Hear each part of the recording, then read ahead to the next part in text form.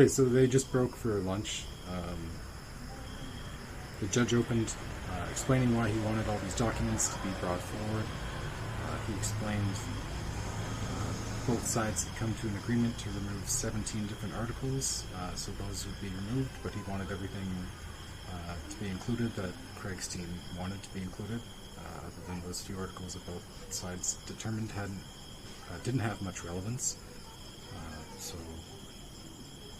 COPA asked at the beginning to start about the Satoshi Nakamoto pseudonym and how Craig came up with that. They showed a video of him explaining it, as well as accessing his Vista Mail account for the Satoshi Nakamoto email. They got into how the Bitcoin.org email and Vista Mail account were supposedly purchased with a credit card. There's a surprising thing here is that Craig actually said that it was purchased with a debit card, not a credit card. He said that he used a credit card to purchase some anonymous surfer VPN software that he later used to facilitate the purchase of the Vista Mail account and the Bitcoin.org domain. But he said that that domain and Vista Mail account were purchased with a debit card issued through WebMoney in New Zealand, but that bank has been in liquidation.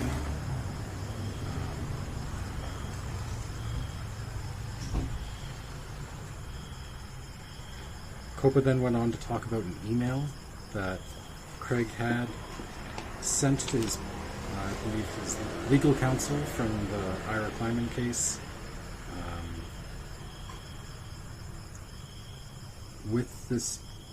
And within this email there was a document that was supposedly a screenshot showing this credit card payment.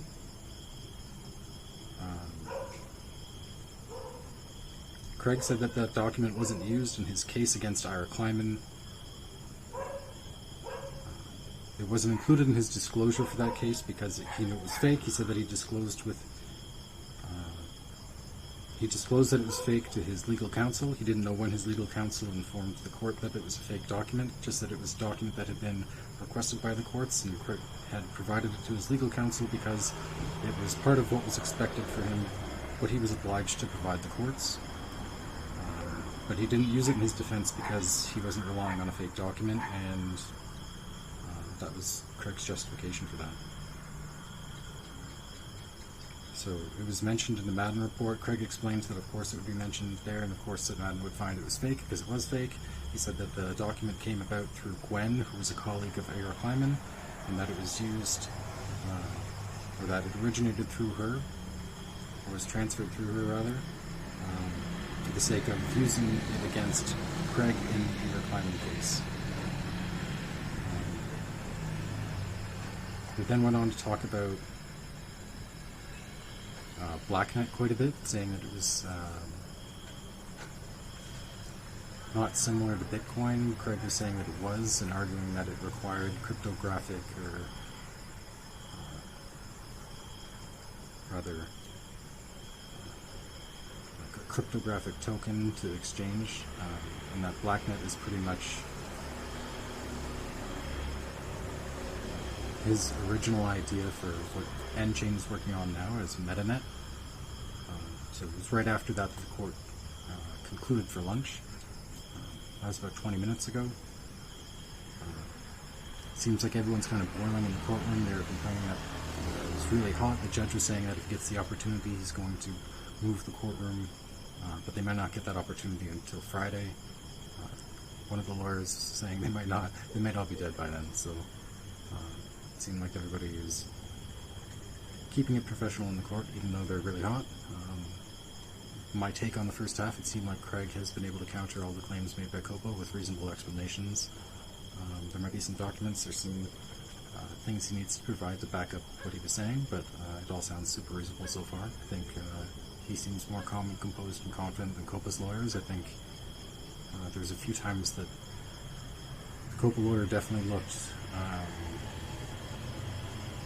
surprised by Craig's responses, that it threw him off, that he was sort of unprepared to proceed with